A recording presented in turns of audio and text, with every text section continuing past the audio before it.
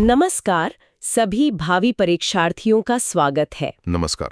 आज हम डीएसएसबी और आरआरबी एनटीपीसी जैसी परीक्षाओं के लिए एक बहुत ही महत्वपूर्ण विषय पर बात करेंगे। जी, प्राचीन भारतीय इतिहास। हाँ, और हम इसके 70 सबसे जरूरी वन लाइनर्स पर ध्यान देंगे। हमारा तरीका सीधा रहेगा, हम एक एक करके हर प्रश्न, उसका उत्तर और फिर उसकी एक सरल सी व्याख्या को समझेंगे। बिल्कुल, ताकि तैयारी और भी पक्की हो सके।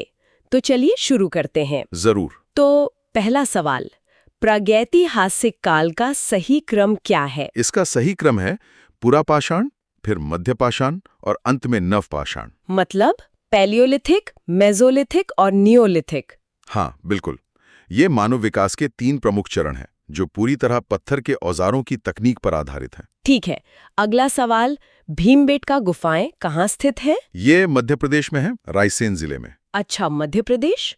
और सवाल नंबर 3, भीमबेटका क्यों प्रसिद्ध है? भीमबेटका आदिमानव के बनाए शैल चित्रों मतलब रॉक पेंटिंग्स के लिए मशहूर है। और इन चित्रों से हमें क्या पता चलता है? इन चित्रों से हमें हजारों साल पहले के मानव के जीवन और उनके समाज के बारे में जानकारी मिलती है। तो ये गुफाएं लगभग कितनी पुरानी है? हमारा चौथा सवाल। ये लगभग 30,000 वर्ष पुरानी है। 30,000? जी, ये भारत में मानव जीवन के सबसे पुराने कलात्मक प्रमाणों में से एक है। और पांचवा सवाल, पहले पहिए किससे बने थे? पहले पहिए लकड़ी से बने थे। और जाहिर है, पहिए के आविष्कार ने तो सब कुछ बदल दिया होगा। हाँ, इसने परिवहन और कुम्हारी कला में एक तरह से क्रांति ला दी। बिल्कुल। तो ये था पाषाण काल। अब आते हैं सिंधु घाटी सभ्यता पर। छठा सवाल, हड़प्पा की खोज दयाराम साहनी ने कब की? उन्होंने 1921 में रावी नदी के तट पर इसकी खोज की। और क्योंकि ये पहला स्थल था। हाँ, इसीलिए इस पूरी सभ्यता को हड़प्पा सभ्यता भी कहा जाता है। ठीक है। तो फिर 7वां सवाल, मोहनजोदाड़ो की खोज राखलदास बनर्जी ने कब की? उन्होंने अगले ही साल 1922 में सिंधु नदी के तट पर मोहनजोदड़ो को खोजा। मोहनजोदाड़ो इस सभ्यता का सबसे बड़ा शहर माना जाता है ना? जी, ये इस सभ्यता का सबसे बड़ा और सबसे सुनियोजित शहर माना जाता है। इसी से जुड़ा 8वां सवाल है, मृतकों का टीला किसका शाब्दिक अर्थ है? ये मोहनजोदड़ो का ही शाब्दिक अर्थ है। और ऐसा क्यों?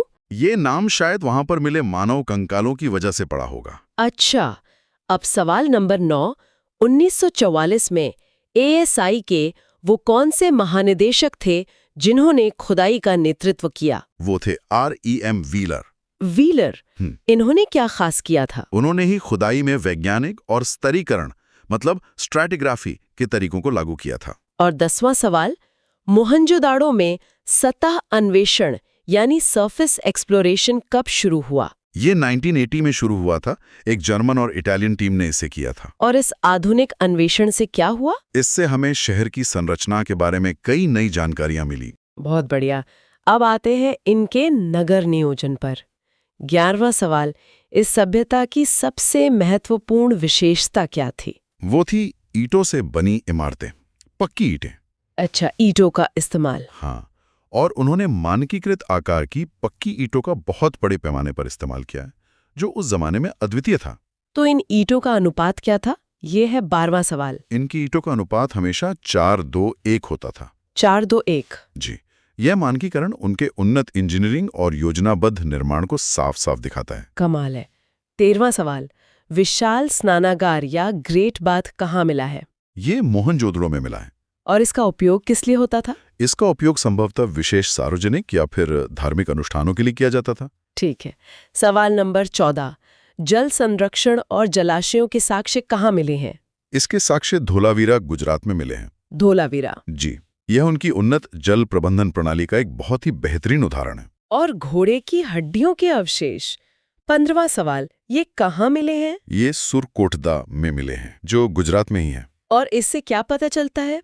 बस इसी खोज से ये बहस शुरू हुई कि क्या हड़प्पावासी घोड़े से परिचित थे या नहीं। अच्छा, तो ये अभी भी एक बहस का मुद्दा है। हाँ। तो कुल मिलाकर 16वां सवाल, ये सभ्यता क्या मानी जाती है? ये एक कांस्य युगीन सभ्यता यानी ब्रॉन्ज एज सिविलाइजेशन मानी जाती है। क्योंकि इस समय के लोगों ने तांबे में टिन मिलाकर कांसा बनाना सीख लिया था। समझ गई। अब बात करते हैं इनकी कला और व्यापार की। 17वां सवाल, मानक हड़प्पा मोहरें किससे बनी थीं? ये सेल खड़ी नाम के पत्थर से बनी थी, जिसे स्टिएटाइट भी कहते हैं। और इन मोहरों का क्या काम था? ये मोहरें ज्यादातर व्यापार और पहचान के लिए इस्तेमाल की जाती थी। 18वां सवाल, इन मोहरों पर सबसे अधिक किस पशु का अंकन है? एक श्रृंगी बैल, जिसे यूनिकॉर्न बुल भी कहते हैं। और ये जानवर क्या दर्शाता है? शायद ये उनका कोई पौराणिक या धार्मिक प्रतीक रहा होगा। ठीक है। 19वां सवाल, मनके और मोहर बनाने के लिए प्रसिद्ध शहर कौन सा था? वो था चन्हूदड़ो। चन्हूदड़ो। जी, ये स्थल एक प्रमुख औद्योगिक केंद्र के रूप में जाना जाता है। 20वां सवाल, शिल्प उत्पादन के लिए सीपियां कहाँ से आती थीं? सीपियां नागेश्वर और बालाकोट से आती थीं। और ये तटीय बस्तियां थी, है ना? हाँ, ये तटीय बस्तियां शंख शिल्प के लिए प्रसिद्ध थीं। 21वां सवाल, नटराज का रूप या मेल डांसर टॉसो कहाँ से मिला है? ये हड़प्पा से मिला है और ये चूना पत्थर का बना है। और ये क्यों महत्वपूर्ण है? ये मूर्ति हड़प्पा की मूर्तिकला का एक बेहतरीन नमूना मानी जाती है। बहुत अच्छे। अब कुछ प्रमुख स्थलों और उनकी लोकेशन की बात करते हैं। 22वां सवाल, रोपड़ कहाँ स्थित है? रोपड़ पंजाब में है, भारत में। और ये सतलुज नदी के किनारे है, सही कहा। जी, यह सतलुज नदी के किनारे स्थित एक महत्वपूर्ण हड़प्पा स्थल है। 23वां सवाल, बनावली कहाँ है? बनावली हरियाणा में है। और यहाँ से क्या खास मिला है? यहाँ से मिट्टी का बना हल्का एक खिलौना मिला है। अच्छा, हल्का खिलौना। 24वां सवाल, धोलावीरा कहाँ स्थित है? धोलावीरा कच्छ के रण, गुजरात में है और ये एक यूनेस्को विश्व धरोहर स्थल भी है। और धोलावीरा की खासियत? ये स्थल अपनी अनूठी जल प्रबंधन प्रणाली और 3 स्तरीय नगर योजना के लिए जाना जाता है। 25वां सवाल, हस्तिनापुर जो मेरठ में है, वहाँ बीबी लाल ने खुदाई कब की? उन्होंने 1951-52 में वहां खुदाई की थी। और इस खुदाई का मकसद क्या था? ये खुदाई महाभारत काल के साक्ष्यों की खोज के लिए बहुत महत्वपूर्ण थी। ठीक है। 26वां सवाल, हड़प्पा के लोग किसकी पूजा नहीं करते थे? वे भगवान विष्णु की पूजा नहीं करते थे। तो वो किसकी पूजा करते थे? उनके धार्मिक विश्वासों में मातृ देवी, पशुपति और प्रकृति की पूजा शामिल थी। अच्छा, और इसी से जुड़ा 27वां सवाल, पशुपति मोहर पर कौन-कौन से जानवर हैं? उस पर हाथी, बाघ, गैंडा और भैंसा हैं। और ये मोहर कहाँ से मिली है? ये मोहर मोहनजोदड़ो से मिली है और इसे शिव का आदि रूप भी माना जाता है। बहुत बढ़िया। तो ये था सिंधु घाटी सभ्यता का खंड। अब आगे बढ़ते हैं वैदिक सभ्यता की ओर। जी, 28वां सवाल, वैदिक काल की समय सीमा क्या है? यह 1500 बीसी से 500 बीसी तक मानी जाती है। और इससे 2 भागों में बांटा गया है ना? हाँ, इसे ऋग्वैदिक काल और उत्तर वैदिक काल में विभाजित किया गया है। 29वां सवाल, सबसे पुराना वेद कौन सा है? सबसे पुराना वेद है ऋग्वेद। और इसमें क्या है? इसमें देवताओं की स्तुति में रचे गए सूक्तों यानी हिम्स का संग्रह है। ठीक है। 30वां सवाल, संगीत से संबंधित ज्ञान किस वेद में है? यह सामवेद में संग्रहित है। सामवेद। जी, इसे भारतीय संगीत का मूल स्रोत भी माना जाता है। और यजुर्वेद में यजु का क्या अर्थ है? ये है 31वां सवाल। यजु का अर्थ है समर्पण या यज्ञ। अच्छा, तो इसमें यज्ञ से जुड़ी बातें हैं। इसमें यज्ञ और अनुष्ठानों को संपन्न करने की विधियां दी गई हैं। 32वां सवाल, रोगों का उपचार किस वेद में दिया गया है? इसका वर्णन अथर्ववेद में है। अथर्ववेद। जी, इसमें जादू टोना, औषधि और रोजमर्रा की समस्याओं के समाधान का वर्णन है। और 33वां सवाल, धनुर्वेद किसका उपवेद है? धनुर्वेद यजुर्वेद का उपवेद है और यह युद्ध कला से संबंधित है। तो उपवेद क्या होते हैं? उपवेद वेदों से जुड़ी विशेष ज्ञान की शाखाएं हैं। समझ गई। अब आते हैं वैदिक संस्कृति और दर्शन पर। 34वां सवाल, सत्यमेव जयते कहाँ से लिया गया है? यह मुंडक उपनिषद से लिया गया है। और इसका अर्थ? यह भारत का राष्ट्रीय आदर्श वाक्य है जिसका अर्थ है सत्य की ही विजय होती है। 35वां सवाल, कठिन शब्दों की व्याख्या से संबंधित वेदांग कौन सा है? वो है निरुक्त, जिसकी रचना यास्क ने की थी। निरुक्त? जी, यह वैदिक शब्दों की व्युत्पत्ति और उनका अर्थ बताता है। ठीक है। 36वां सवाल, व्यक्ति को वस्तु के वजन के बराबर तौलने की प्रथा क्या कहलाती है? यह प्रथा तुलाभार कहलाती है। तुलाभार, ये क्या है? यह एक प्राचीन भारतीय अनुष्ठान है जो दान से जुड़ा हुआ है। 37वां सवाल, मुंडको उपनिषद किस वेद से संबंधित है? यह अथर्ववेद से संबंधित है। तो उपनिषद वेदों का कौन सा हिस्सा है? उपनिषद वेदों के दार्शनिक और आध्यात्मिक भाग हैं। 38वां सवाल, वेदांगों की कुल संख्या कितनी है? वेदांगों की कुल संख्या 6 है। कौन कौन से? शिक्षा, कल्प, व्याकरण, निरुक्त, छंद और ज्योतिष ये वेदों को सही ढंग से समझने के लिए सहायक शास्त्र हैं। बहुत अच्छे। अब अगला खंड है महाजनपद काल। 39वां सवाल, प्राचीन काल में अवध को किस नाम से जाना जाता था? अवध को कोशल नाम से जाना जाता था। और कौशल क्या था? कोशल 16 महाजनपदों में से एक प्रमुख राज्य था। 40वां सवाल, मगध की प्रारंभिक राजधानी क्या थी? मगध की पहली राजधानी राजगृह थी, जिसे आज राजगीर कहते हैं। और बाद में राजधानी पाटलिपुत्र स्थानांतरित कर दी गई। तो 41वां सवाल यही है, पाटलिपुत्र की नींव किसने रखी और उसे राजधानी किसने बनाई? ये उदाइन ने किया था। और उदाइन कौन था? उदाइन हर्यक वंश का शासक और अजाशत्रु का पुत्र था। 42वां सवाल, उज्जैन किसकी राजधानी थी? उज्जैन अवंती की राजधानी थी। और अवंती? अवंती मध्य भारत का एक शक्तिशाली महाजनपद था। 43वां सवाल, वैशाली किसकी राजधानी थी? वैशाली वज्जी की राजधानी थी। वज्जी की एक खास बात थी, है ना? हाँ, वज्जी एक गणराज्य था जो 8 कुलों का एक संघ हुआ करता था। ठीक है, अब आते हैं जैन धर्म पर। 44वां सवाल, भगवान महावीर का मूल नाम क्या था? उनका मूल नाम वर्धमान था। वो 24वें तीर्थंकर थे। और उन्होंने ही जैन धर्म का प्रचार किया? जी, महावीर ने जैन धर्म के सिद्धांतों का बहुत प्रचार प्रसार किया। 45वां सवाल, महावीर का जन्म कहाँ हुआ था? उनका जन्म वैशाली के पास खुंडग्राम में हुआ था। और वो किस कुल से थे? वे ज्ञात्रिक क्षत्रिय कुल से संबंधित थे। 46वां सवाल, जैन धर्म के त्रिरत्न क्या है? त्रिरत्न हैं सम्यक दर्शन, सम्यक ज्ञान और सम्यक चरित्र। और ये क्या बताते हैं? ये 3 सिद्धांत मोक्ष प्राप्ति का मार्ग बताते हैं। 47वां सवाल, जैन साहित्य का सबसे पुराना भाग क्या कहलाता है? ये आगम कहलाता है। आगम साहित्य। जी, ये ग्रंथ महावीर की शिक्षाओं का ही संग्रह हैं। 48वां सवाल, महावीर को ज्ञान कहाँ प्राप्त हुआ? उन्हें ऋजुपालिका नदी के तट पर एक साल के वृक्ष के नीचे ज्ञान प्राप्त हुआ। और इस घटना को क्या कहते हैं? ज्ञान प्राप्ति की इस घटना को कैवल्य कहा जाता है। बहुत खूब। अब आते हैं बौद्ध धर्म पर।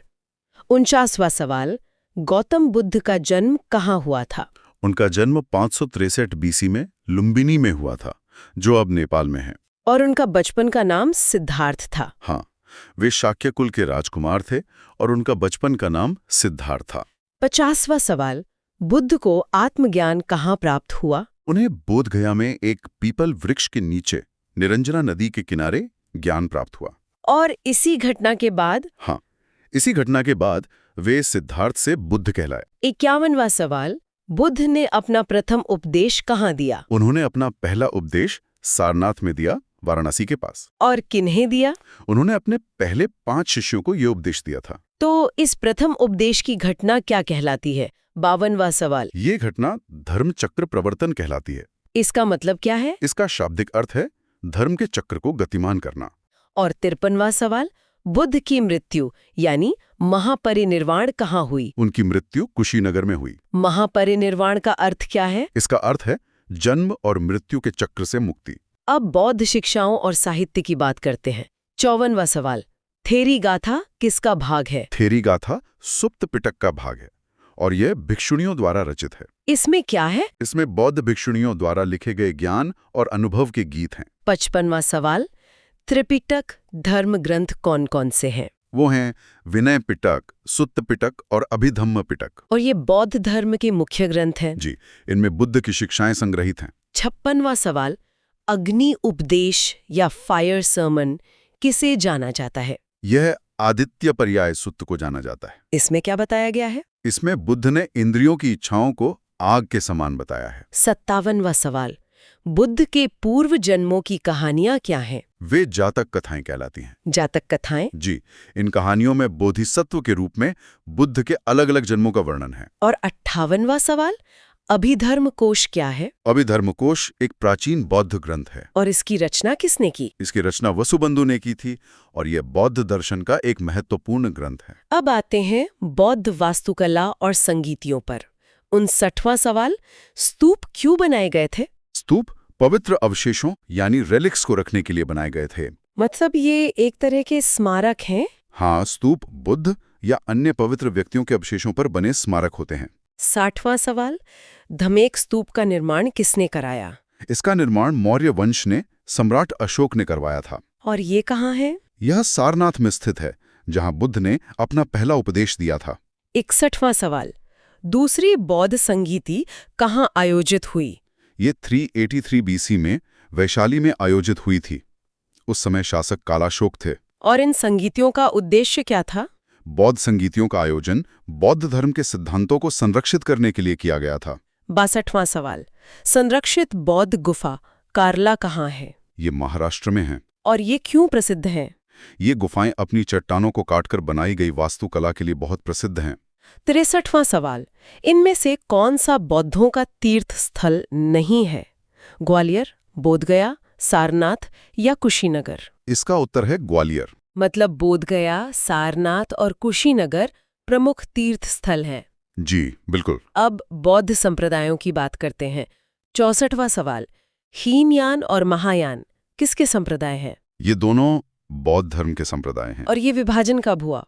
चौथी बौद्ध संगीति के बाद बौद्ध धर्म इन दो प्रमुख शाखाओं में विभाजित हो गया था। 65वां सवाल, बोधिसत्व की अवधारणा किससे संबंधित है? यह महायान बौद्ध धर्म से संबंधित है। बोधिसत्व कौन होते हैं? बोधिसत्व वे व्यक्ति हैं जो दूसरों की मुक्ति के लिए अपना निर्वाण टाल देते हैं। 66वां सवाल, दंत मंदिर या टूथ टेम्पल कहाँ स्थित है? यह कैंडी, श्रीलंका में स्थित है। और इसकी क्या मान्यता है? माना जाता है कि यहाँ भगवान बुद्ध का एक दांत अवशेष के रूप में रखा गया है। 67वां सवाल, बोरोबुदुर बौद्ध मंदिर कहाँ स्थित है? यह इंडोनेशिया में है। यह दुनिया का सबसे बड़ा बौद्ध मंदिर भी है। और ये किस शाखा से संबंधित है? यह महायान बौद्ध धर्म से संबंधित एक विशाल स्तूप और मंदिर परिसर है। बहुत अच्छे। अब हम आखिरी खंड पर हैं। 68वां सवाल, पारसी धर्म के संस्थापक कौन थे? पारसी धर्म यानी ज़ोरास्ट्रियनिज्म के संस्थापक ज़रथुष्ट्र थे।